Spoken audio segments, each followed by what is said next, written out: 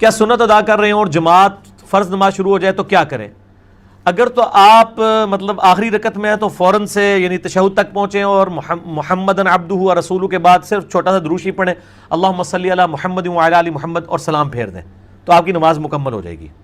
اور ابھی ایک دو رکعتیں اگر پڑھی ہوئی ہیں اور آپ کو پتہ ہے کہ اس کی وجہ سے آپ کا قیام مس ہو جائے گا، پہلی رکعت چھوٹ جائے گی، تو آپ نماز کو وہیں پہ چھوڑ دیں اور پھر اس نماز کو دوبارہ لوٹا لیں، اس نفلی نماز کو۔ ظہر اور عشاء کی نماز کتنی ہے؟ ہم تو بریلویت کے وقت کی نمازیں پڑھ رہے ہیں، 4 سنتے، 4 فرض، 2 سنتے۔ میرے بھائی فرض نماز کی 17 رکھتے ہیں، اس پہ میرا کلپ یوٹیوب کے اوپر رکھا ہوا ہے، وہ آپ دیکھ لیں۔ نماز تو فرض وہی ہے، 2 فجر کے، 4 ظہر، 4 عصر، 3 مغرب، 4 عشاء، باقی سنتیں تو ہیں مؤکدہ۔ اب وہ اگر کوئی نہیں پڑھتا اس کو ہم گناہگار تو نہیں کہتے، لیکن ابو داؤد میں ایک حدیث ہے کہ جب کسی کے فرائض میں کمی نکلے گی تو نفلی عبادت یعنی سنتیں اس کے ایکویلنٹ تولی جائیں گی اور اللہ تعالیٰ اس کے فرض کی کمی پوری کر دے گا، اور وہ 12 رکھتے ہیں۔ 2 فجر سے پہلے، بخاری مسلم میں آئی ہیں، 2 فجر سے پہلے، 4 ظہر سے پہلے، 2 ظہر کے بعد، 2 مغرب کے بعد، 2 عشاء کے بعد، اور 3 وتر جو ہیں اس کے علاوہ ہیں، وہ 5 بھی پڑھ سکتے ہیں، 3 بھی اور 1 وتر بھی، لیکن عمومی عمل صحیح بخاری میں 3 وتر کا ہے، مسئلہ نمبر 130 میرا ریکارڈڈ موجود ہے، وہ آپ دیکھ سکتے ہیں۔ فجر کی سنت اگر جماعت شروع ہو جائے تو کب پڑھیں؟ جب جماعت، تو بخاری مسلم میں حدیث ہے جب فرض کی اقامت ہو جائے تو کوئی نماز درست نہیں ہے، ٹھیک ہے؟ تو آپ سنتے پھر نہیں پڑھ سکتے، آپ فرض نماز ہونے کے فوراً بعد پڑھ لیں۔ وہ ترمذی میں روایت موجود ہے، ترمذی والی سند تو کمزور ہے، البتہ صحیح ابن خزیمہ میں اور صحیح ابن حبان کے اندر موجود ہے کہ نبی علیہ السلام ایک دفعہ فجر کی نماز پڑھ کے نکلے تو ایک بندہ نماز پڑھ رہا تھا، آپ اس کے پاس کھڑے ہو گئے، جب سلام پڑھ کے پھیر کے فارغ ہوا، آپ نے پوچھا یہ کیا پڑھا ہے تم نے؟ کوئی کل سے جو ہے وہ فجر کی 4 رکعتیں پڑھنا شروع کر دے گا۔ اس نے کہا رسول اللہ میں نے فرض نہیں پڑھے، میری فجر سے پہلے جو 2 رکعتیں رہ گئی تھیں نوافل سنت مؤکدہ میں وہ پڑھ رہا ہوں، تو آپ سب نے خاموشی اختیار کر لی۔ اسے کہتے ہیں حدیث تقریری، یعنی آپ کے سامنے ایک عمل ہوا، آپ سب نے خاموشی اختیار کر لی۔ یہ حدیث آپ کو مشکات میں بھی جو ہے وہ پہلی جلد کے اندر مل جائے گی، اس کے نیچے شیخ زبیر صاحب نے تحکیم بھی کی ہوئی ہے کہ ترمذی والی روایت کمزور ہے، لیکن چونکہ اس کی صحیح سند ابن حبان اور ابن خزیمہ میں موجود ہے لہٰذا اس کا متن بالکل ٹھیک ہے۔ فوراً بعد پڑھ لیں، اور اگر آپ سورج نکل کے پڑھنا چاہتے ہیں اس وقت بھی پڑھ لیں، لیکن یہ جو عوام میں مشہور ہے کہ جی اتنی دیر آپ مسجد میں بیٹھے رہیں گے، یہ تو فقہ حنفی میں بھی کہیں نہیں لکھا ہوا، یہ لوگوں نے مشہور کیا ہوا ہے۔ آپ گھر جا سکتے ہیں، اور اگر کوئی نہیں بھی پڑھتا گناہگار کوئی نہیں ہے، بعد میں پڑھ لے، زور سے پہلے پڑھ لے، زور کے بعد پڑھ لے، 12 رکعتیں دن رات میں پوری کر لے، ٹھیک ہو گیا جی؟ تو اس میں کوئی ایسا ایشو نہیں ہے، آپ کو پریشانی والی کوئی بات نہیں ہے۔ باقی جو ہے وہ اس حوالے سے میرے کلپس چڑھے ہوئے ہیں، فجر کی سنت کے اوپر، ابابین کے اوپر، اشراق کے اوپر، چاشت کے اوپر، جمعے کی رکعتوں کے اوپر، آپ کچھ بھی لکھیں، ساتھ انجینئر محمد علی مرزا لکھ دیا کریں تو میرا کلپ الحمدللہ اس حوالے سے کھل جائے گا۔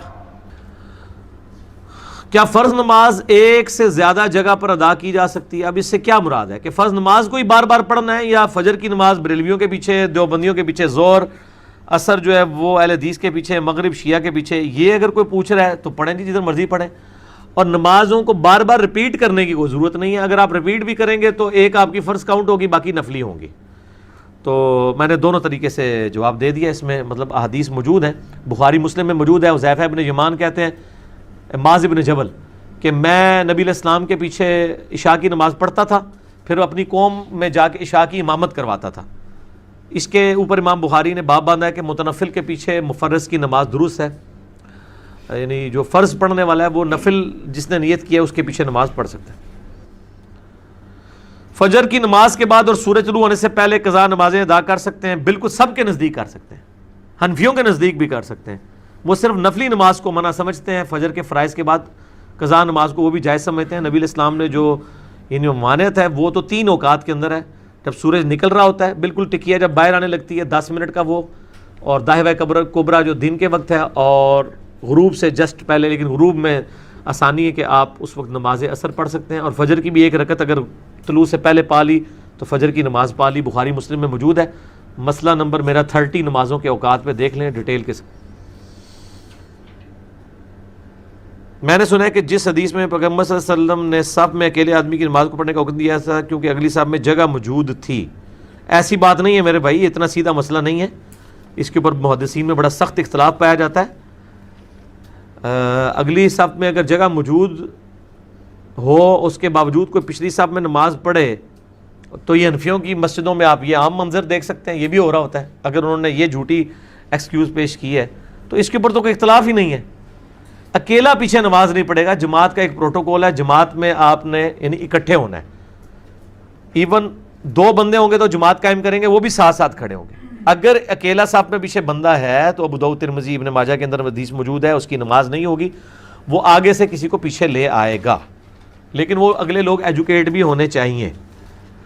تو عموماً یہی ہوتا ہے, اکیلے کی بہت کم ہی نوبت آتی ہے, کوئی نہ کوئی آگے شامل ہو جاتا ہے. بہرحال اکیلے بندے کی نماز صف میں نہیں ہوگی, آگے سے کسی کو پیچھے کر لے, جو بالکل امام کے پیچھے اس کو پیچھے کر لے, اور ان کو بھی ایجوکیٹ ہونا چاہیے. باقی ساتھ والے پھر مل کے صف کو سیدھا کر لیں تو نماز درست ہو جائے گی.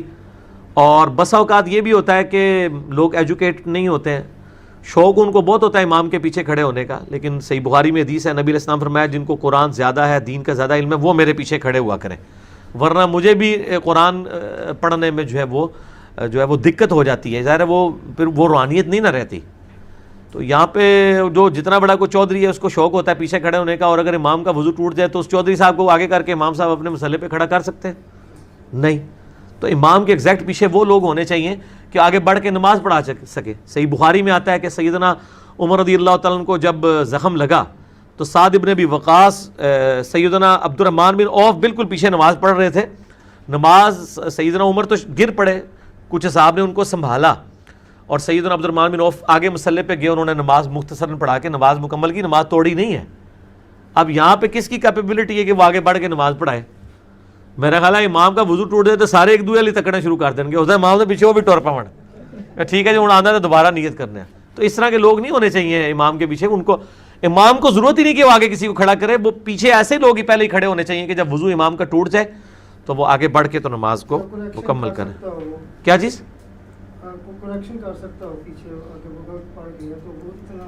ہاں کریکشن تو ضروری نہیں ایگزیکٹ پیچھے ہو, وہ تو کہیں سے بھی کر سکتا ہے. جی ظاہر ہے وہیں سے شروع کریں. اگر نماز کا ٹائم شروع ہو جائے اور اگر کوئی اذان نہ ہو تو اکیلا بندہ نماز پڑھ سکتا ہے یا اذان دے کر پڑھ سکتا ہے. کیوں پڑھنا چاہ رہا ہے اکیلا؟ جلدی ہے اسے, جماعت سے پڑھے.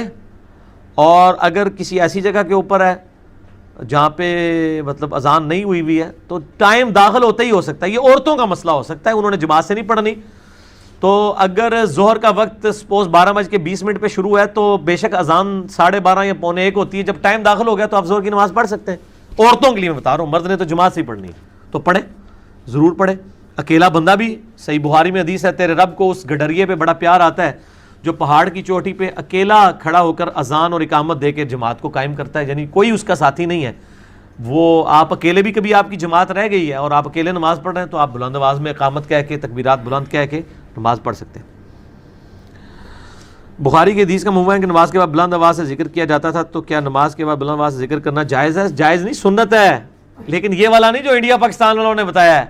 بخاری میں خالی بلند آواز کا ذکر نہیں ہے, بخاری مسلم میں حدیث موجود ہے کہ نبی صلی اللہ علیہ وآلہ وسلم, صحیح بخاری میں انٹرنیشنل نمبر کے مطابق 842 ہے اور صحیح مسلم میں 1316 ہے.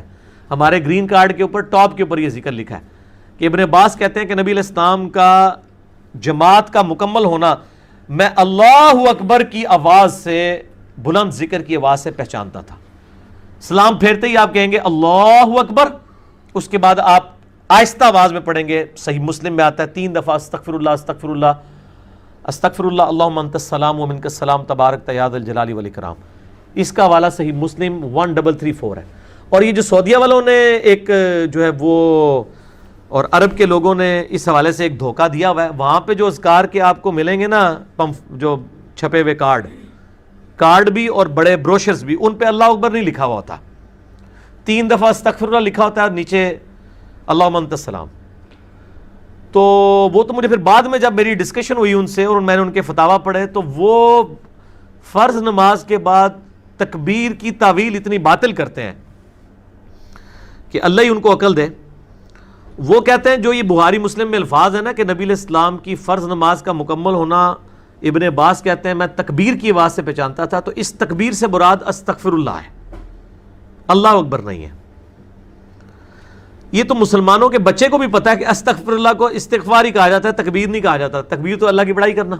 پھر میں نے ان کے لیے ایک علمی پھکی رکھی ہوئی ہے کہ بخاری و مسلم میں حدیث ہے کہ حضرت ابو ہریرہ رضی اللہ تعالیٰ عنہ کہتے ہیں کہ نبی صلی اللہ علیہ وآلہ وسلم جب نماز شروع کرتے تو تکبیر کہتے, جب رکوع میں جاتے تو تکبیر کہتے, جب رکوع سے سر اٹھاتے تو سمیع اللہ لمن حمدہ ربنا لک الحمد یا ولک الحمد کہتے، اور جب سجدے میں جاتے تو تکبیر کہتے.